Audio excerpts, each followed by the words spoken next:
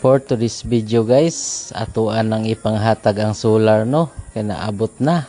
Dili man kayo ta ilado nga content creator, apan naningkamot ta nga makatabang sa atong isig katao. Kani ilahang lugar dire, layo na gyud ni sa sentro. Wala gyud ni sila suga panahon sa gabi, ngit-ngit kaayo. Mo nang nakahuna-huna ko nga tagaan ako silag solar lights. Dili man ko perpekto nga pagkatao, pero na ako'y kasing-kasing nga maluoy sa atong isig katao. Naggahin lang jud ko gamay para pud sila malipay. Nya bago na ko ipanghatag sa ilaha, ako asa ating testingan. Kaniday nga solar guys, 8,000 watts. Nani siya remote. Automatic na po ni siya nga solar guys. Pag abot sa alas 6 sa gabi automatic na ni siya musiga. Kani nga solar magbuntag yun ni. Pag abot sa alas 6 sa buntag, automatic po siya mapalong. Tested na yun ni nga solar guys. Kay ingani mo po akong gigamit. O diara, gitry na nato.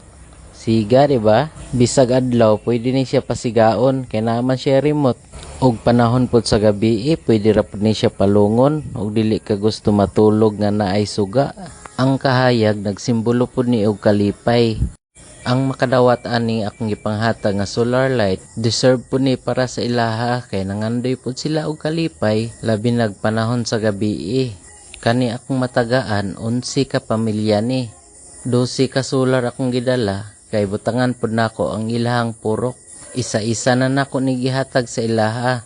Na may uban wala sa akong pagpanghatag, ako na lang ning ibilin sa naa diri nabilin. Kani akong pagbidyo nga sama ani nga content, inspirasyon ni para sa mga uban content creator nga unta makatabang pud sila, bahala ginagmay lang. Daghan pa kaitag angayang tabangan, dili jud nako mapansin ang uban kay lagi pobre ra man pud ta. Picture sa daw sila para nahandumanan. Wala na nako ni kwenta ug mobalik pa ba ni ang akong gipanghatag. Ang importante lang na ako'y makita nga nalipay pud. Bisag like ug share lang ani nga video guys, lipay na kay ko ana. Ug human naman na maghatag ang mga solar, manguli nami uban sa among team. Padayon ta, inubanan sa inyohang pag-ampo ug suporta.